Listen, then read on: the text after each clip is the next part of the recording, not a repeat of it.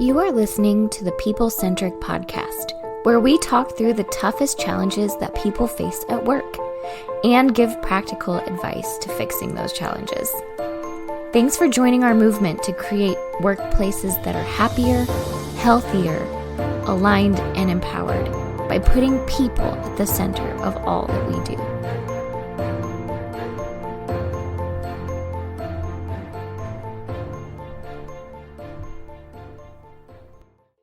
Hey, People Centric leaders. Hey, this is Don Harkey from People Centric. Excited to share a little story with you.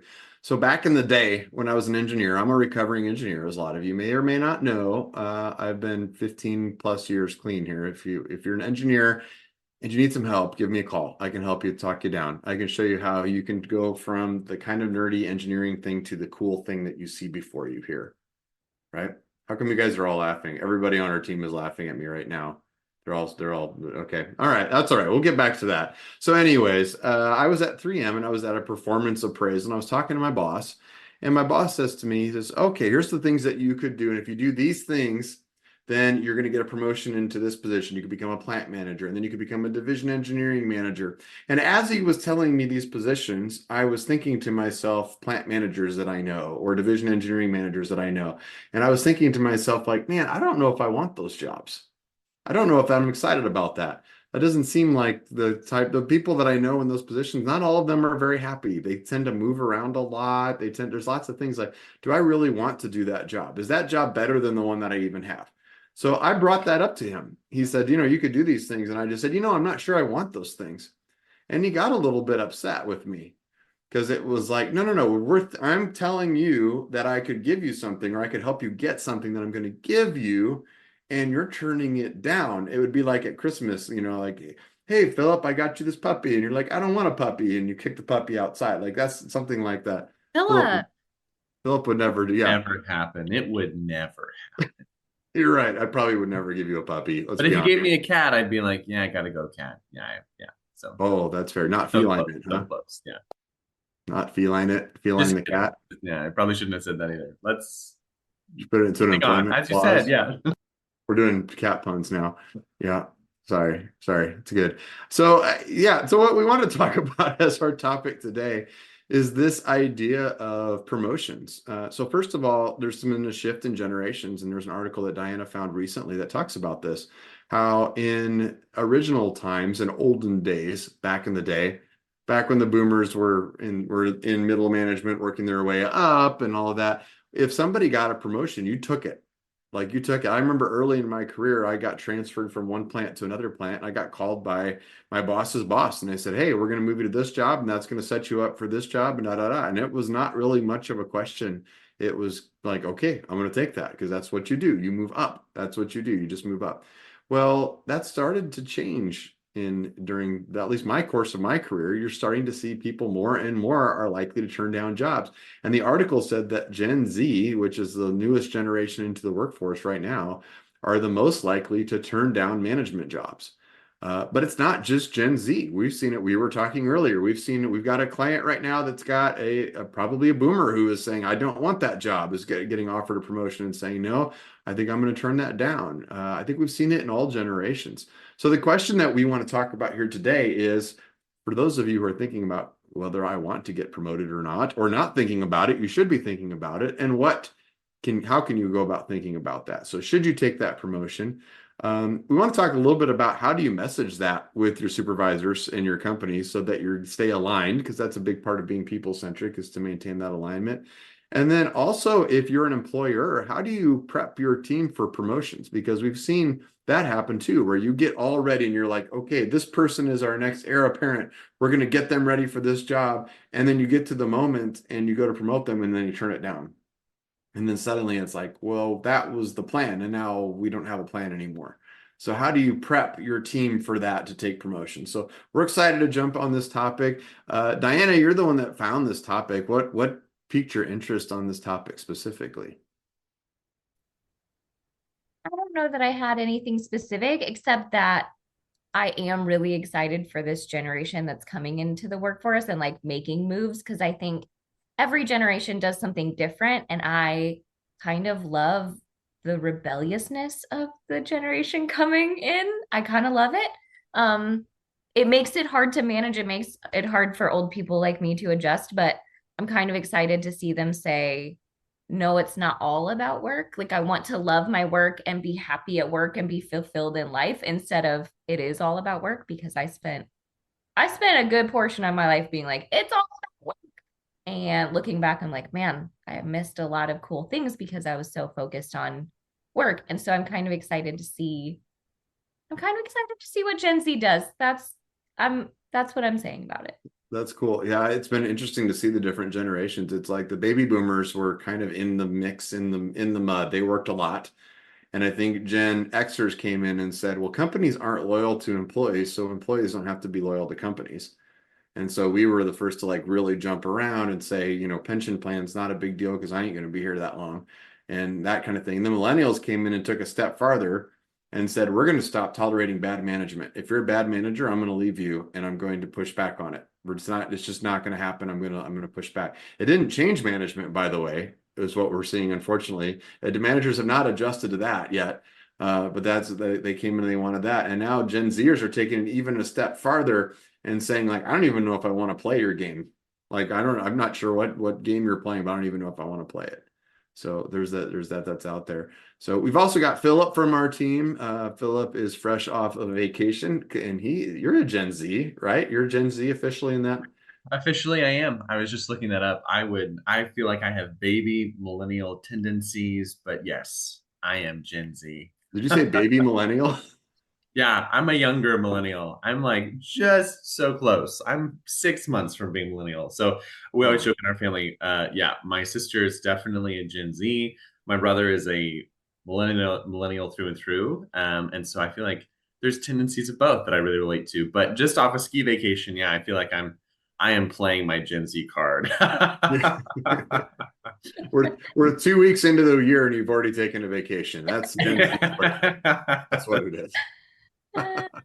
No, and some of you brought up a really good point. Some of you might be listening to this going like, what generation am I? Well, here's the thing. We could start throwing out dates for you and all of that, but here's the real truth of all of that stuff is when you think about the generations, it's not like on this day, this generation stopped and all babies born after this point are completely different.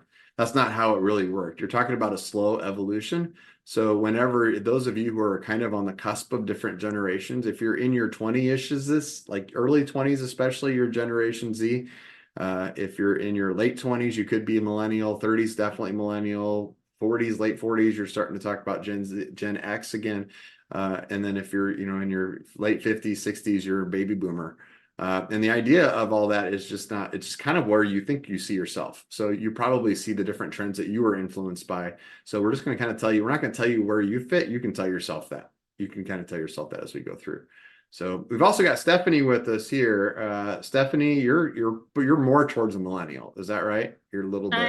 I am an elder millennial. Yes. If Philip is a baby millennial, I guess I'm inching toward the elder end of that spectrum. The elder millennial sounds like a Lord of the Rings character. Like we have to go.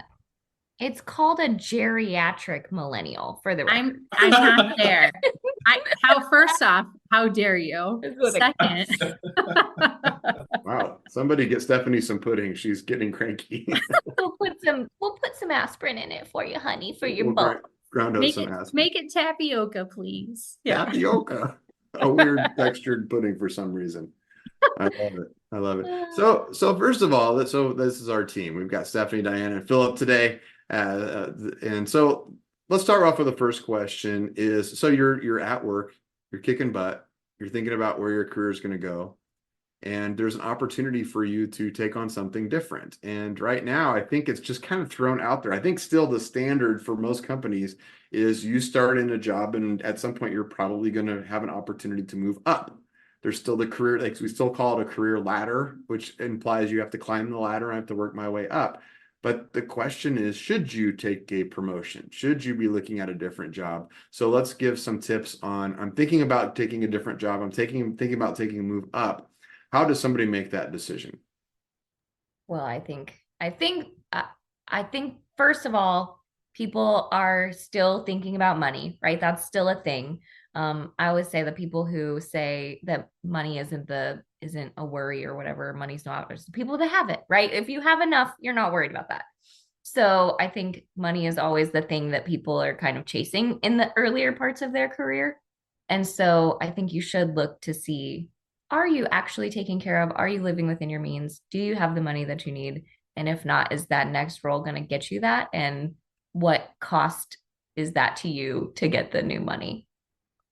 I think that's kind of silly because I think money is really important to everybody. If you just, excuse me,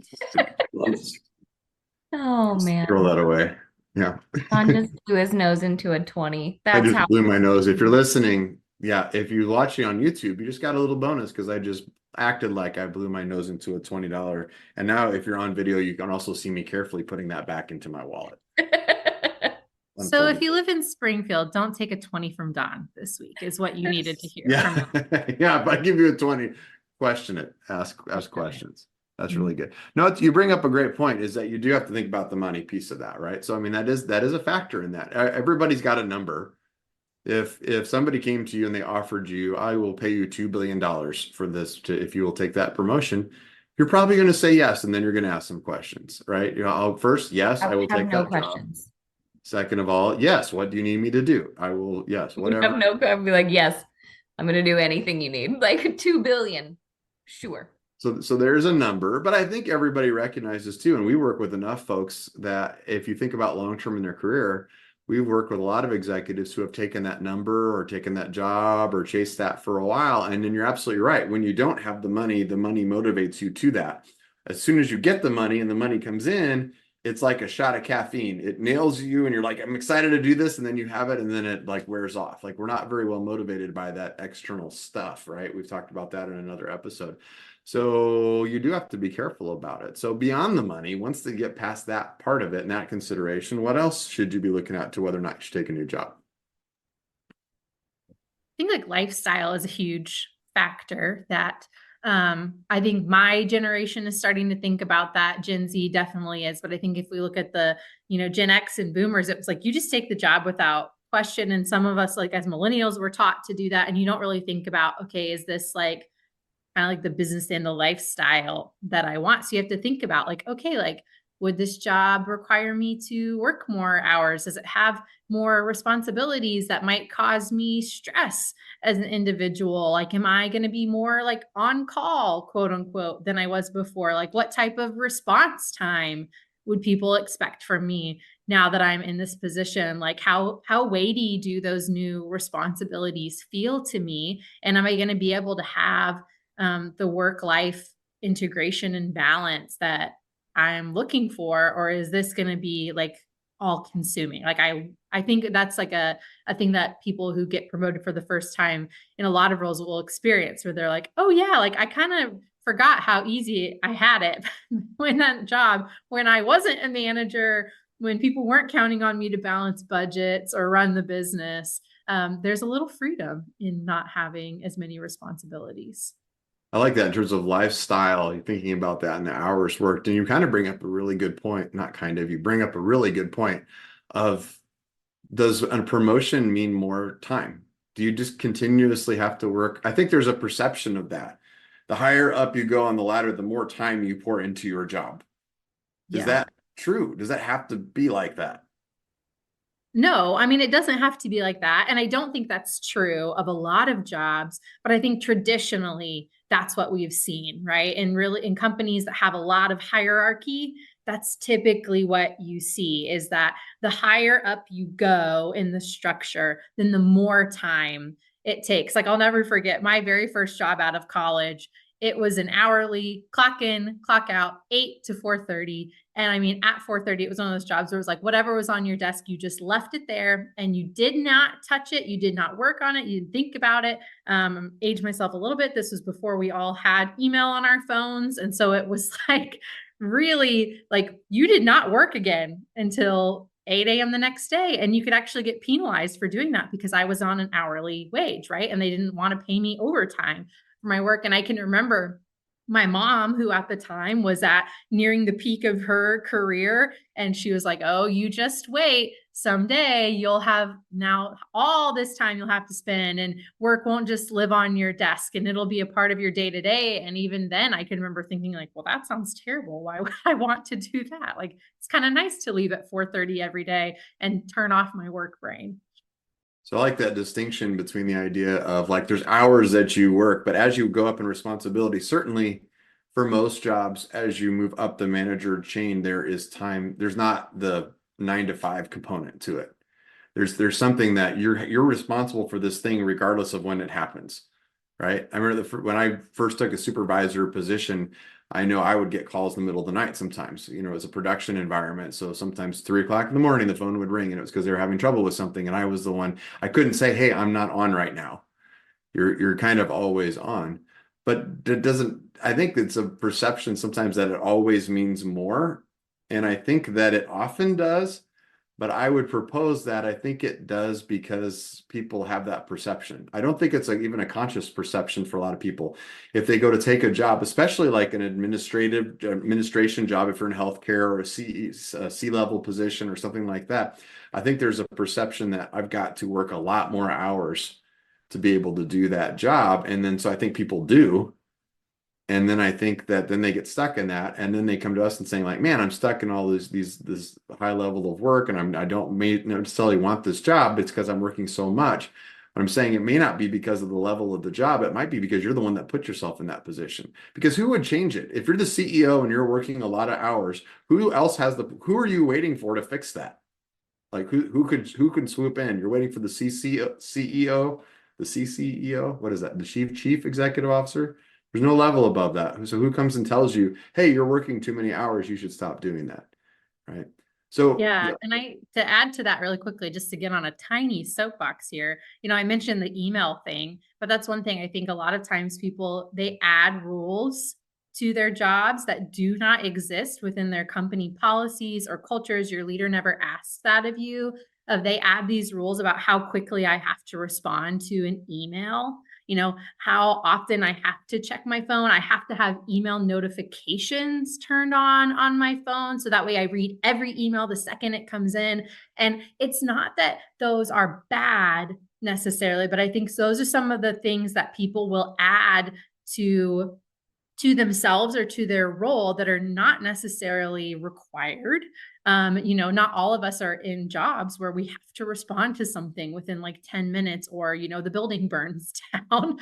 A lot of us could take more time to do that, but we don't because we've created this picture in our head of what it means to move up the ladder. Or maybe to your point, Don, we're seeing it modeled at other levels of leadership. And so we start telling ourselves a story that, oh, well, I have to act this way to be successful within my organization. And it's just not true. So if you're in an organization and you're a C-level executive and you're trying to get somebody else to at some point take your job, don't get all consumed by your job and have terrible work-life balance because you're teaching your people that this job is awful. And then also be careful about how you set up your time. I like that a lot. Steph and I were just at a retreat with a client, and they were talking about their customer service time. And they showed a data sheet that showed how quickly they respond to customer ticket issues. And the timing on it started off, I think it was like 5 minutes, like 0 to 5 minutes. And then it was like 5 to 15 minutes. And then it was like 15 minutes to an hour. And then it was like 1 to 3 hours or something like that. And they showed this bar about how many of those different things that they respond to. And then later in the retreat, the owner said, the type of work that we have, the type of work that they do really doesn't require them to do an instant response. It's not like the software is something that you're using constantly or anything like that. And so she told the team like, hey, really, if you respond within a day, it's okay. And maybe responding within 5 minutes actually sets a bad precedent for the customer to put that out there. But then somebody else pointed out and they said, yeah, but the sheet you showed us that showed the measurements showed us like, can you respond in 3 minutes or 1 minute or 5 minutes or 10 minutes? And so you have to be careful, like what messages you're sending out about what expectations you have. I know I just spoke to a young executive who is rising up in his field, and he's doing a great job with it and is really excited about it. But he's looking at that next level, which he's probably ready to take on, going, I don't know if I want that. And the reason he's not sure if he wants that is because the people above him are not modeling the type of leader that he wants to be. They're not showing him that. So he's looking at it going, wow, that looks awful. And so if you're an executive, you got to be careful about that. Let's flip that around the discussion. So let's say you are inside of a team, and let's say you're Don, and now you're in the performance appraisal, and they're saying, hey, we want you to take this position. Let's flip that around. As the employee, how do you message that to your employer that you may not want to take that promotion? Because that conversation could be a killer. It could end your career in some ways, right? It could be like, okay, I don't want to get promoted. And so then, all right, we will never think of you again for additional opportunities. So what's the right way to bring that to your employer? Well, I think when they bring this to you, which I hope they're bringing it to you sooner rather than later, and they're not just saying like, hey, we're going to promote you starting next week. Isn't that great? I would hope that they are telling you these things earlier so that they're preparing you so that you can have these conversations. But regardless, I think you can say something to the effect of, I'm very proud and so honored, and like, this is a great opportunity for me. Can we talk about the roles and the expectation? Can we talk about what you want from me and how I can be successful in this? And really have a good open dialogue about what those expectations are and what that looks like. And if you have the type of relationship, I hope you could say something to the effect of, I've seen how others do this job and I would do it differently. Right? I don't think I would do it the way that you do. I'm not gonna spend 60 hours of work with the email on my phone and, you know, everyone being able to Teams message me at all hours of the day. I would like to have these expectations and these boundaries put in place, right? Maybe you can't say that, but I think you could say, I will do this job differently as long as I'm meeting these expectations. Are we okay? I like that you're introducing kind of a process, like it's a mental process versus the way that, 20-something-year-old Don handled it of saying like, I don't think I ever want to have that job again. That's stupid. Those people are awful. That's running into things. That's skipping too many steps in the process. You started off by doing something really important that sounds really basic of just asking permission to have the conversation in the first place. Like shifting the goal. So like the conversation's coming up. Stephanie, we're considering you for this position and it might be an opportunity. And Stephanie says, you know what? Is it all right if I ask a few questions about that position? Because I want to know a little bit more because I want to make sure I'm a great fit for that position and that position is a great fit for me. That's a great play. Nobody's going to say no. Actually, you have 3 seconds to say yes or no. 3, 2, 1. All right, Philip, do you want the job? Ready? 3, 2, 1. Right. He shook his head yes. So he's got it. Sorry, Stephanie, you're out. Man. Yeah, bummer. It sounded amazing. It sounded like you were a really healthy boss to pressure me in that way and give me a deadline which I know we're joking, but I've almost kind of had that happen to me before where somebody was like, here, we want to give you this and you have 24 hours to decide. And like, it was within a space where there wasn't time for questions. And like, that should be a red flag. If there's no time to ask questions or have a conversation or dialogue, or someone's really pressuring you to take it, then like take a step back there, or just call Philip because he'll take it.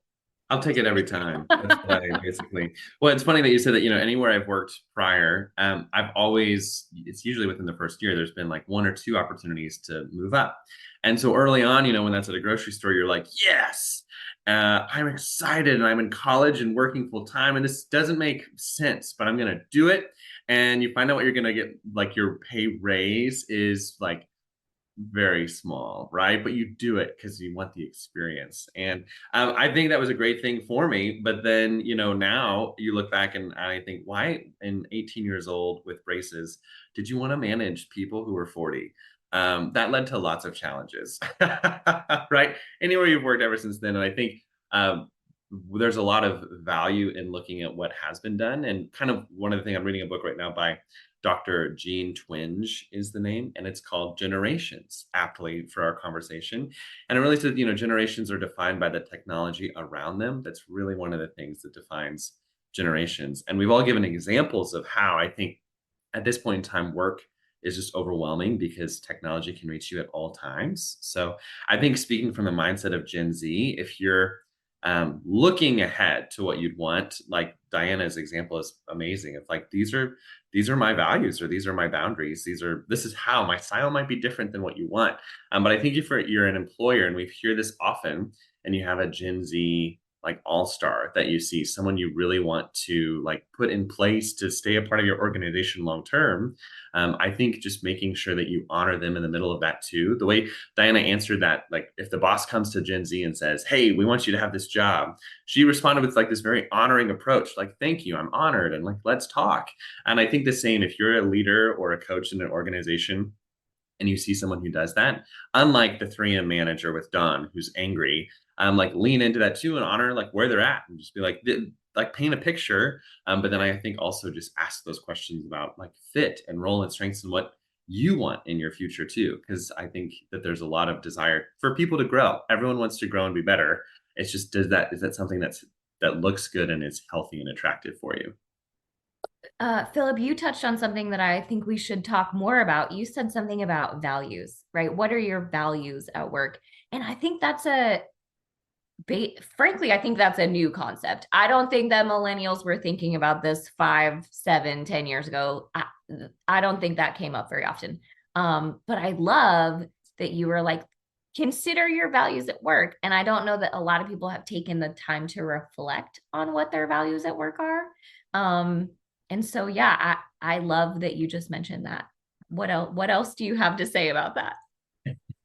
Well, I think I've shared this before, but from one job, it was the biggest company I'd ever worked for. One of the big managers came in one day and was like, "Philip," it was kind of a conversation like this, actually. He always talked about himself in the third person. So he was like, "You know what so-and-so does when I think of a thing? So-and-so does this." And it was very helpful, though, because he said, "I only work somewhere where my values align with the values of the company." And that was the first time I heard someone talk about that, right? So ever since then, I've truly, genuinely leaned into that. Even joining People Centric, right? I really leaned in and asked, like, what do you do? And kind of testing out, are these values things that you put on paper and put on your website, or are they functioning values that like flow through your company? So I think for me, at least what that's looked like is like finding what purpose you need. Don talked about, intrinsic purpose is more powerful than external motivators. And so like, what kind of world do you want to create? What kind of team do you want to create? And you could do that probably a million different ways. Like you could work for companies that build widgets or serve people or help animals. Like you can have values that transcend fields. But for me, like leaning into, I want people to be better for me being around them or working with them. I want to have teams that are high functioning and do excellent work, but also care for others. Like you kind of make those things. So I think it could be different for everyone, but if you take time to like write them down, kind of the way you would see on a company, like simple words and clear and concise ideas, 3 or 5 of those. And I think that could really help you look for the jobs that are right for you or the companies that are right for you. So I'm going to be a little bit transparent here and just share, like, I've heard lots of folks have turned down jobs or expressed concerns about jobs. And I'm just going to share like reasons I hear that I'm like, that's a good reason. And I'm just going to be really transparent. So reasons I hear where I'm like, that's a bad reason, where I think that's a bad reason. Now, my bad reason could be your good reason. So I'm going to acknowledge that. But like, so like a good reason to turn down a job is values. I agree with that. Like, oh, I don't like the thing that we do. I don't really think it's a big deal. I'm not passionate about it. That's another one that kind of fits into that category. Or like a lifestyle thing, like the 3M thing, it was literally like you saw managers, if you wanted to move up, you had to relocate every 2 or 3 years. And you would see that kind of thing. And that was, with my kids were really young at the time, I was like, I don't want to do that. Like that's a lifestyle thing. I don't want to do that. It's too hard, or I don't want those headache kind of things. Honestly, like in my back of my head, I kind of push back on that a little bit. I'm like I challenge yourself a little bit. Like it's a little like I do get that some people look at their job and say like, I just don't want it to be hard. I want it to be easy. I just want to do the thing. But I'm saying like you are disengaged in your job. By definition, you're putting yourself in the disengaged category, and your whole life is going to be exactly what you predicted it to be. If you're successful at it, is that your job's just going to be a job, and you're going to show up and do your job and go home, and it's not going to be that hard, and you're not going to be challenged. And I have seen some folks fall into that, and I think it's a little bit sad. So I mean, I challenge you a little bit, and it's not saying I'm right. I know some people just look at their job as a mechanism, like, hey, it pays the bills, it allows me to do the stuff outside of work. But I think it can be more than that if you're willing to take on some challenges. So I'm just be careful about the, like, it's not too hard. Philip, you didn't say that, right? You kind of put yourself in the mind of the grocer, like the high school job thing, right? Which I totally agree with that. Like, that's like, yeah, I don't want to do that and that and that, but yeah, why do you accept the job? But it's too hard. I always think, man, that's a hard one. People saying, I just don't want the headaches. It's like, man, take the headaches. That's how you grow. We grow outside of our comfort zone. So that's where I kind of push back. Yeah, I mean, I'll agree with that. I think it has to be hard in the right way, though, right? Like, so I think alongside values, you could even think of those as like, yes, like some of those are going to be like core beliefs, but then they could also be like goals you have for yourself. So, like, challenge yourself to think about, how do I want to grow? And do I want to grow in this way? And so when you're thinking about versus like, I think the question we're kind of getting at is, we're shifting from, am I a good fit for this job, to, is this job a good fit for me? And so, yeah, that doesn't mean it's going to be easy. Like, it might mean it's a really hard, challenging job. It might mean that it requires more of you. But if it's going to help you grow in the ways you want to grow, or learn the things you want to learn, then that could mean it's maybe the hardest job you've ever had, but could be a really, really good fit for you. And so I think it's yes, like thinking about those core beliefs and values, but also values of like, what am I working toward here? Who am I trying to become as a person? How do I want to grow? And is this taking me closer to that? Is it keeping me where I am? Or is it taking me maybe further from that? And not that because it would be a horrific bad thing, like you're going to a company that's burning down the rainforest, but like it could mean that it's pulling you time and energy further away from having space to learn the things you want to learn, or grow in the way you want to grow, or spend your time the way you want to spend it. So I think it's good to ask like some of these questions of yourself, and start really leaning into like, is this position a good fit for me? Not just, am I a good fit for the job? And I'll say for me as a millennial, like that's the shift in my thinking I've had to make. Like growing up as a millennial, you were always supposed to ask, am I a good fit for this? Am I qualified for this job? Do I have the right skills? And if you did, then you should go for it. Like you should absolutely take it. Like take the thing that gets you the better title and the next promotion and the more money. And because you're stacking up all your achievements, you're climbing the ladder. And I think for me, it's been that shift of like, no, like, is this actually a good fit for me? Is this what I want to do? Is this how I want to grow? And I can think of one job I had in my career that I worked there for 1 year, like almost to the day. And I look back and that's the job I should never have taken. Right.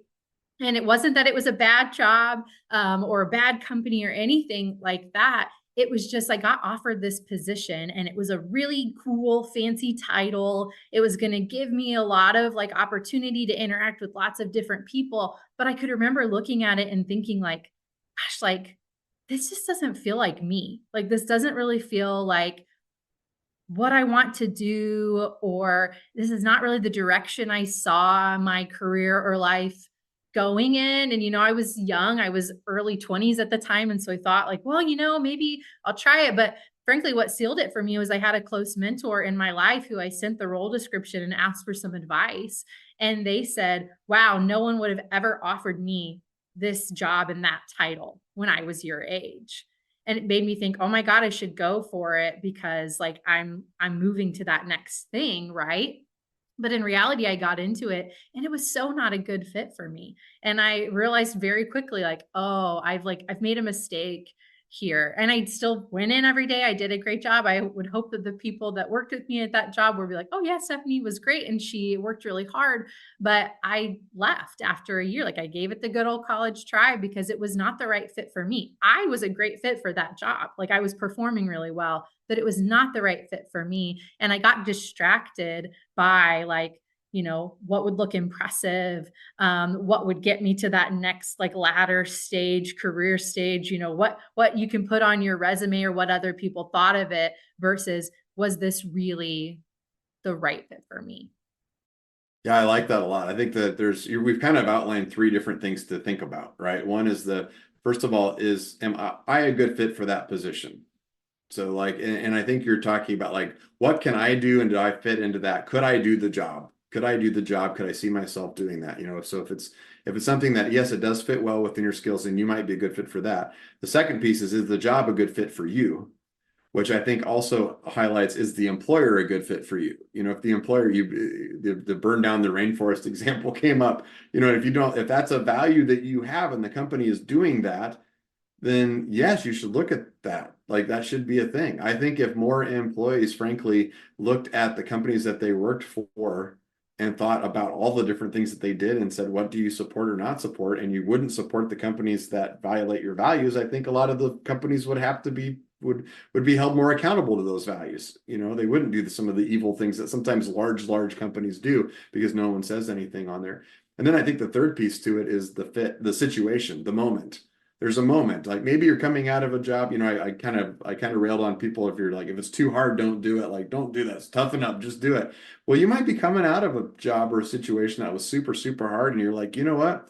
I need to do something easy for a little bit. I need to replenish the tank. And that's the moment right now in time that I need.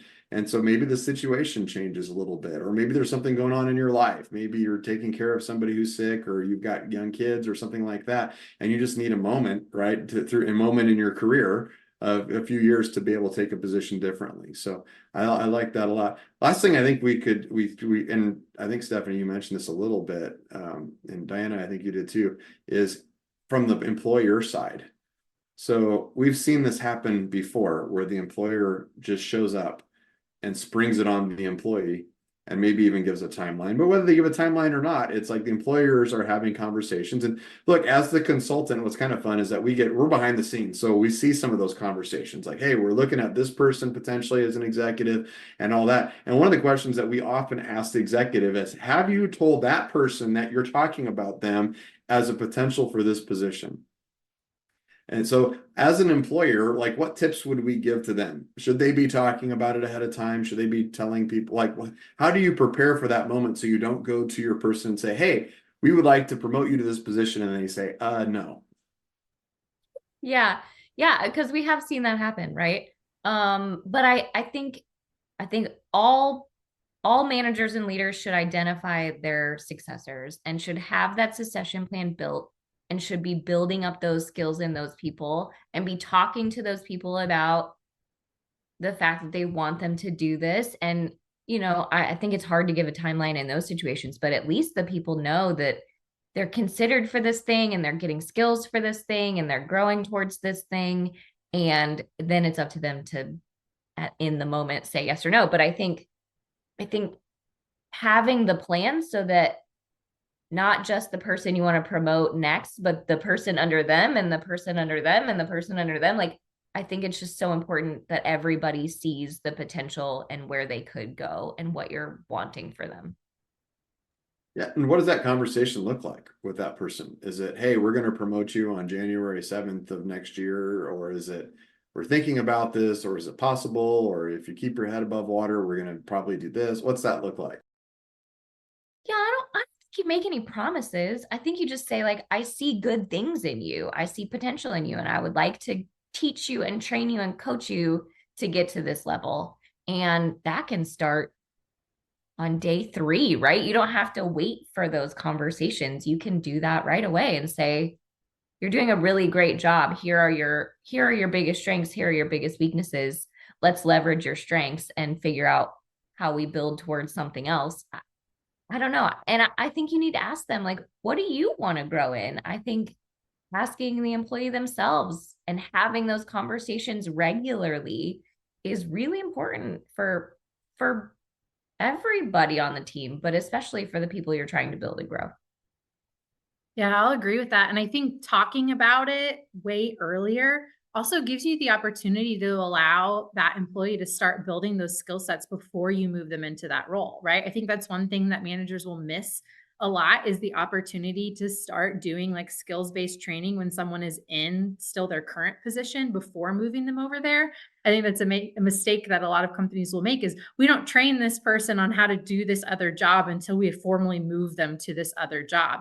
And I bet if you really sat down and thought about it, there is probably like some opportunities, some time, some space that this person could start learning about what it's like to be in that other position, or if they need specific tangible skills. Like, what if you allowed them some space in their current position to start learning those things, or taking that course, or building that skill set? And then that also gives that person plenty of time and space and opportunity to kind of try it out and say, like, was I excited learning these things? Did I enjoy that? Do I crave more of it now? Or kind of did I get a taste of it and go, oh my gosh, maybe this really isn't for me? And figure that out before you promote them into this other position, or before it's like, hey, this is happening next month and we need you to really decide. And it reminds me back earlier, Don, the example that you gave, where it's like, hey, like, no, you have 24 hours to think about this, or you have no time to think about it. I mean, I think probably a lot of leaders or managers listening to that be like, oh, I'd never do that to someone, but don't realize that sometimes we do such a bad job succession planning. We accidentally do that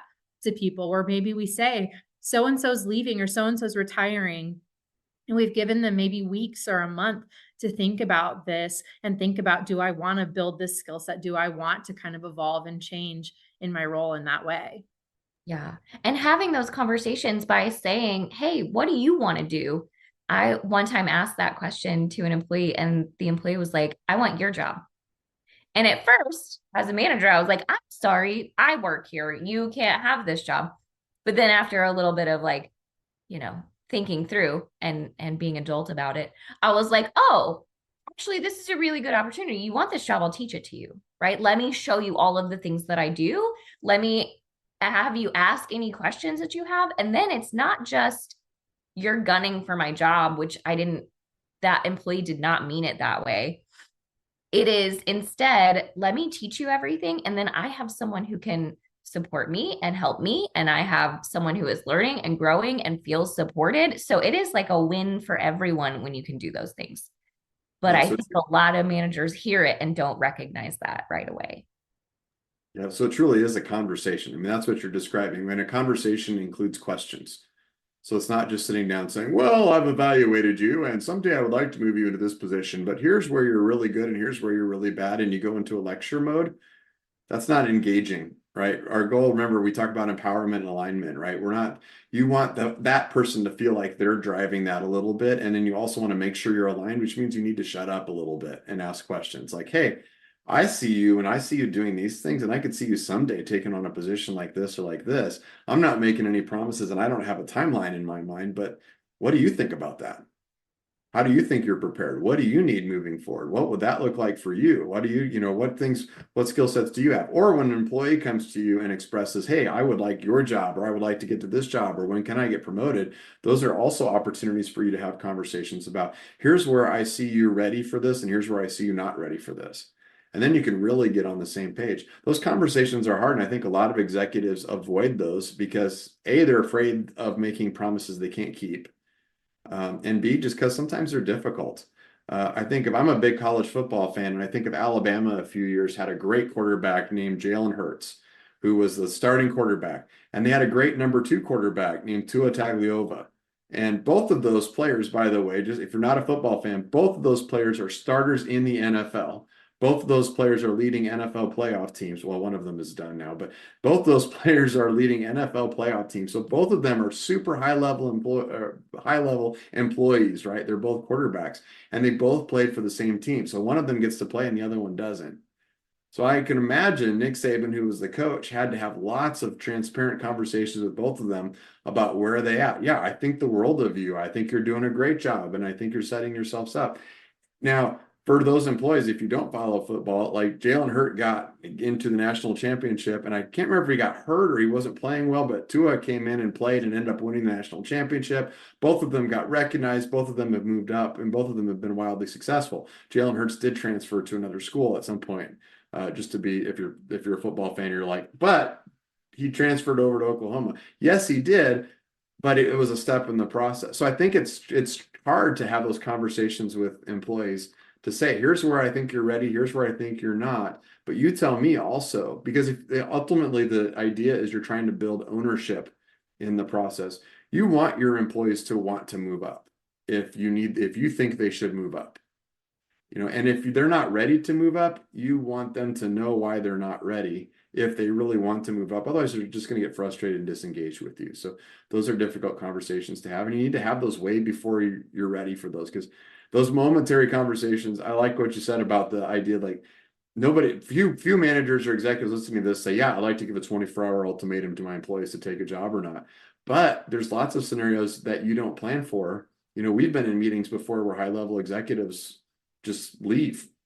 Stephen and I were in a meeting a little while back that a top-level executive literally just after lunch just came to the rest of the group and said, actually, I'm done. I took a different to promote somebody. And so they're thinking, we got to keep this work going. So now suddenly they're talking to people internally, like, can you take this job? Can you take this job? Can you take this job? If you haven't been having any of those conversations beforehand, now really you're behind the 8 ball. You're going to be a little bit behind in terms of trying to get everything set up. But if you've had those conversations beforehand saying, hey, this wasn't the plan, or that we didn't have a plan, or I didn't know this was going to happen, but we've been talking about this, you already know where you're kind of ready and where you're not ready. So let's talk through this and how can we implement this into the plan. So let's do final takeaways for this. What's our advice, either for the employee thinking about taking a promotion or for the employer thinking about promoting somebody? Yeah, I mean, I'll add one more quick thing to what you said, Don, too, of like, I remember that moment and how painful it was for that team, for that person to just like leave, so if you have those conversations beforehand, then the moments where somebody says no, right? Like if somebody's like, no, I don't want that job, it's far less painful when it's not like we have to fill that job today, tomorrow, next month.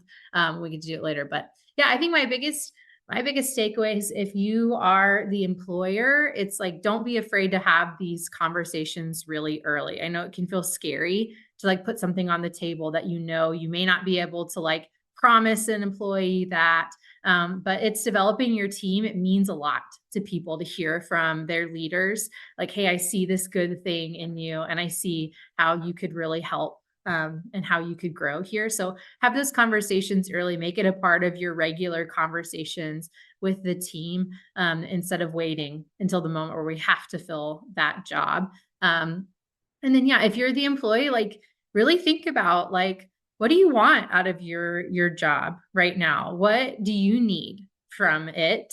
And kind of write those down. So that way, when these conversations come up, you're prepared to talk about them and can really think about whether something is a great fit for you. And if it is, like the job and that lifestyle that you want, is it going to give you the type of balance, or integration that you want in your life right now? Which, I'll say, balance could go either way. Like you might have a season where you're more job heavy because you're learning and growing and challenging yourselves, or you might have seasons like Don mentioned earlier where you're like, you kind of do need a break, and you might be a little more work light in those seasons. But really think about what you need right now and what aspirations you have for yourself in the future. So when these conversations come up, you're prepared. Yeah, I love all of that. I agree with all of that. I think my key takeaway, if you're an employee, have the conversations with your manager about what you want, where you want to go, what you want to do. If you're a manager, have the conversation with your employees about what they want, where they want to go, what they want to do. And I think, as so many of these go, it's about the conversations that you're having along the way. Yeah, and hopefully those conversations include lots of questions both ways. If you're the employee, ask questions. Tell me what that job entails. Tell me what you see for me. Tell me where am I ready for it? Where am I not ready for it? Those types of things. If you're the employer, where do you want to go? What do you want? What do you aspire towards? So if you, by asking the questions, you engage both parties of that and maximize the chances of that being successful, because a job is a relationship. The employer-employee relationship, it needs to be healthy, means both sides need to ask questions. It needs to work both ways. So, all right, very good. So if you're thinking about taking that promotion, like think about it, like consider it, look at the values, make good choices. I think if we as employees hold companies to a higher standard, I think then we can start to finally move the needle on engagement levels, because you're going to make it a demand in the market, which I think would be really good. And as an employer, I think those of you who are struggling to find talent out there should probably spend more time looking at the talent you already have and having those conversations, because I think that you probably have some of the folks that you already need and are thinking about, and you just maybe haven't had that conversation. You may have a diamond in the rough who hasn't expressed what they would like to do in the future. And so the only way you can find that out is to ask questions. So be curious and jump in. So thanks everybody for joining us. As always, if you have any topics that you'd like to hear more about, send us something. We'd love to hear from you. So thanks for joining the People Centric podcast. Thank you for listening to the People Centric podcast. We are so grateful for you joining us every week. If you like this content, please like and subscribe. Also, feel free to share on your social media with everyone that you know. It really does help us. If you would like to contact us, I have put our information in the show notes. Please reach out anytime. We love hearing from you. We will be back next week with a new topic. Until then, be well and lead well.